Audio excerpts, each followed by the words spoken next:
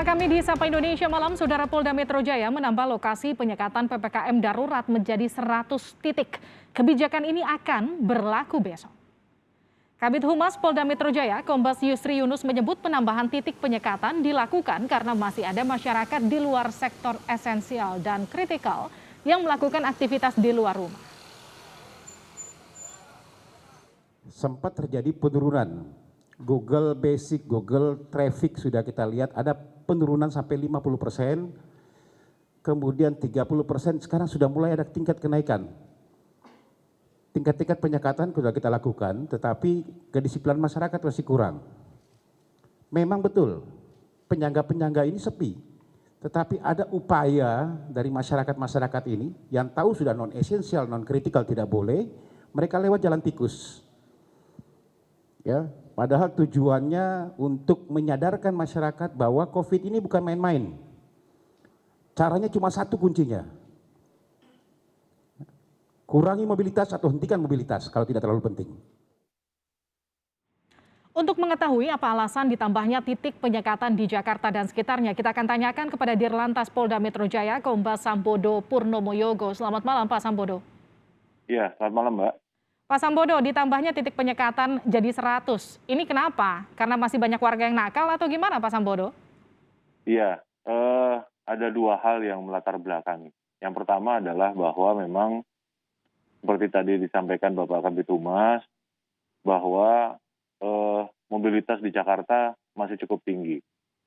Sebetulnya dengan adanya PPKM darurat ini, targetnya adalah menurunkan mobilitas masyarakat sampai 50%. Oke. Tapi data-data menunjukkan dari tiga indikator, yaitu dari Google Mobility, kemudian dari Google Traffic, Facebook Mobility, serta cahaya malam dari NOAA, itu menyatakan bahwa tingkat penurunan mobilitas Jakarta baru di angka sekitar 20-30%. Nah tentu ini kan membutuhkan effort lagi untuk kemudian kita sama-sama menurunkan angka mobilitas. Yang kedua, Jakarta ini kan sebuah kota yang hybrid ya. Kalau teori Burgess itu artinya kita tidak mengenal pembagian mana downtown, mana bumper zone, mana residensial. Karena bahkan di pusat kota sendiri masih ada residensial. Nah sehingga ketika kita membatasi batas kota, memang bisa teratasi, tetapi pergerakan mobilitas di dalam kota sendiri masih belum tertangani dengan baik karena memang mix ya, jadi ada residensial, ada perkantoran dan sebagainya. Itulah sebabnya kemudian untuk menurunkan angka mobilitas ini, kemudian kami menambah titik penyekatan. Oke, kategori atau patokan apa kemudian titik-titik penyekatan itu yang menjadi titik tambah yang harus diterapkan untuk disekat? Iya, banyak. Misalnya jalur Mampang.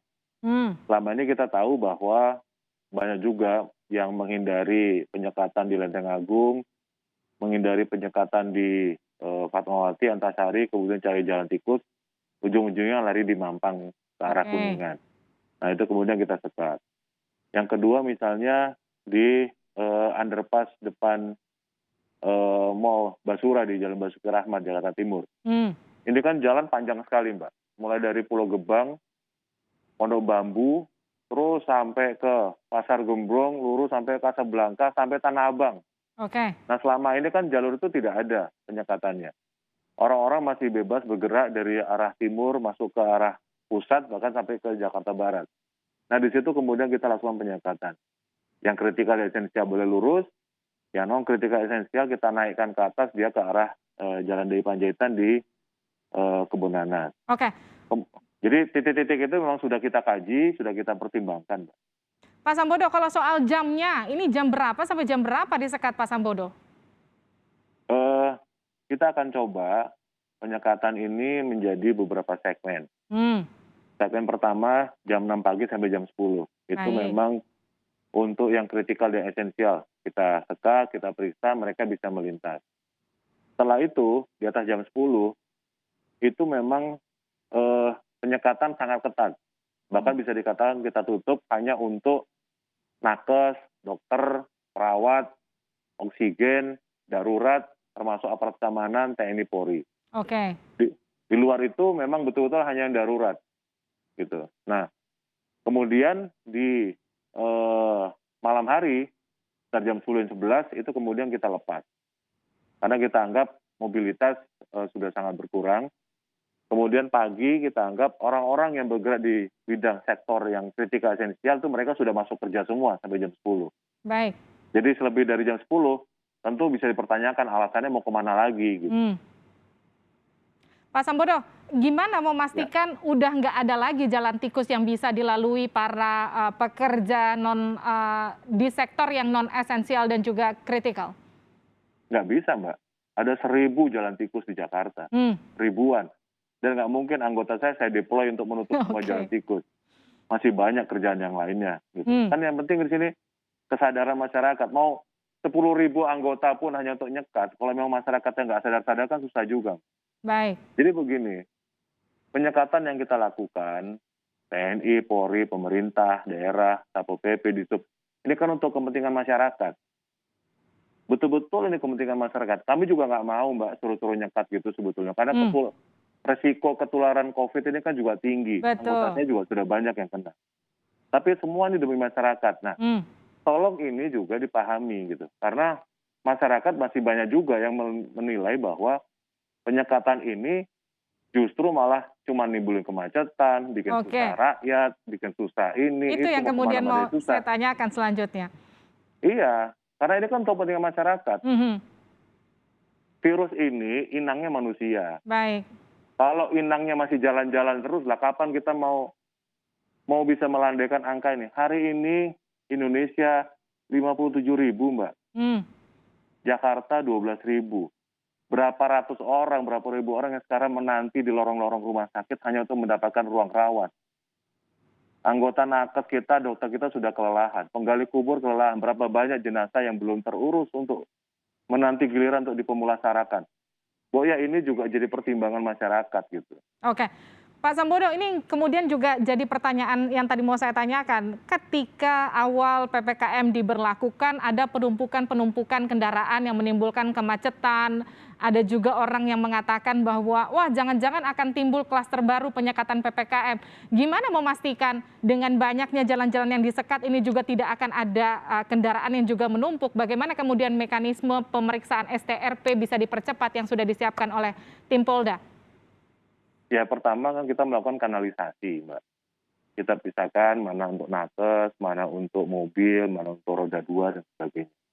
Kita akan periksa di situ. Memang sebetulnya ini kan kembali kepada masyarakat.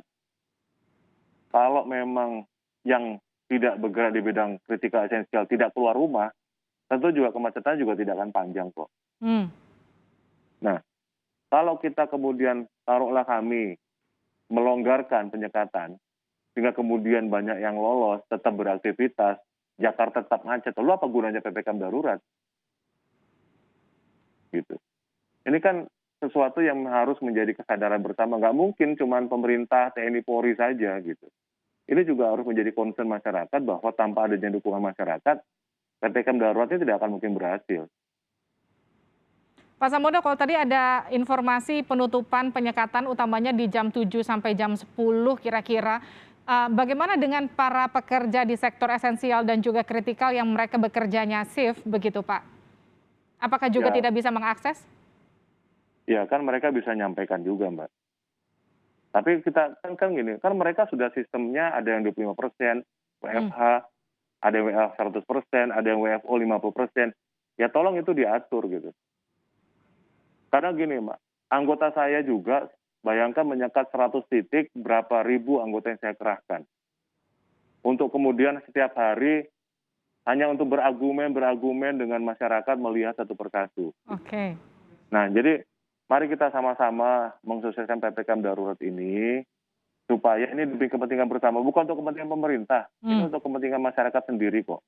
Gitu. Baik. Jadi tolong bantu kita juga untuk sama-sama kita mematuhi stay at home lah. Orang yang nggak penting-penting banget silakan di rumah. Apa yang bisa dilakukan dengan secara online silakan laksanakan secara online. Mau meeting ya ketemu secara online. Kan sekarang sudah banyak berbagai macam channel-channel untuk melakukan semua tindakan kita dengan secara online gitu. Pak Sambodo, ini kan ada juga beberapa keluhan masyarakat untuk sulit mendapatkan STRP padahal mereka bekerja di sektor esensial dan juga kritikal. Bagaimana kemudian apa yang harus mereka lakukan, apa yang kemudian bisa jadi dispensasi oleh pihak kepolisian untuk mengakses jalan-jalan yang nanti akan ditutup? Kalau masalah kesulitan mendapatkan STRP itu nanti domainnya ada di Pemda, Mbak ya, karena yang menerbitkan. Tetapi tentu anggota kami juga tidak saklek banget gitu. Kita akan bisa melihat walaupun dia nggak punya STRP, tapi memang dia bergerak di bidang yang kritikal yang esensial, pasti akan kita loloskan kok. Baik. Dokter, tinggal sampaikan aja, Pak, saya dokter, ini KTA saya. Jadi saya juga minta masyarakat sebelum mendekati tempat pemeriksaan, siapkan dulu dokumennya. Itu untuk mempercepat. Kalau perlu dikalungin, Mbak. Atau ada di saku gitu surat tugasnya. Jadi ketika nyampe, dia nggak usah buka. Karena ada juga ternyata disimpannya di tasnya di dalam jok. Dia berhenti dulu buka joknya. Itu kan butuh lama gitu. Udah kalungin aja, begitu lewat, Pak, saya ini. Pasti akan diloloskan. Jadi mari kita sama-sama membantu untuk supaya juga antrian. Dan saya rasa dengan sistem yang kami lakukan sekarang, yang pertama antrian sudah semakin sedikit. Baik. Teman-teman bisa melihat di antrian penyekatan panjang yang kita lakukan sudah tidak sepanjang hari biasanya. Yang kedua, waktu untuk melewati titik antrian itu juga semakin singkat kok. Oke. Gitu. Artinya Tapi masyarakatnya kita juga belajar lakukan, begitu ya Pak Sambodo ya? Ya, ada dua kemungkinan ya, karena memang masyarakat semakin sadar atau mereka sudah ketemu jalan yang lain, Pak, selain lewat itu. Dan itu yang juga jadi PR kita bersama, masyarakatnya harus sadar, pihak kepolisiannya juga nanti akan semakin aktif di lapangan untuk menyekat mereka yang masih bandel. Tapi kalau kita bicara soal selain putar balik, sanksi lain yang kira-kira akan diberikan ketika masyarakatnya tetap membandel, kalau tadi Pak Sambodo katakan mereka tetap bekerja meskipun mereka tidak berada di sektor esensial dan juga kritikal, akankah ada? Sudah ada puluhan manajer yang saat ini menjadi tersangka dalam perkara dengan dugaan pelanggaran terhadap Undang-Undang Karantina Kesehatan dan Undang-Undang tentang wabah penyakit menular. Oke. Karena kaitannya mereka tetap membuka kantornya, memaksa karyawan untuk masuk, padahal mereka bukan yang bekerja di bidang yang kritikal dan esensial. Nah tentu ini juga, jadi kita bermainnya itu kalau di lalu lintas ada namanya bangkitan dan tarikan. Nah, atau hulu dan hilir. Nah, hilirnya ini kantor-kantor sudah diperiksa. Diperiksa satu persatu, disiplin oleh tim Satgas Gakum. Zaman teman-teman di bidang reserse sudah bergerak untuk menertibkan. Nah, kami bergerak di hulunya atau di bangkitannya, kita menyekat, melaksanakan pemeriksaan supaya hanya orang-orang yang kritikal esensial lah yang kemudian bisa melaksanakan aktivitasnya. Yang lain kita harapkan semua untuk stay at home supaya angka COVID ini bisa melandai. Oke, itu harapan kita semua. Semoga PPKM-nya efektif, masyarakatnya juga sadar, dan juga angka COVID kita akan segera menurun. Terima kasih Dirlantas Polda Metro Jaya, Kombes Sambodo Purnomo Yogo telah bergabung bersama kami di Sapa Indonesia Malam. Sehat selalu, Pak.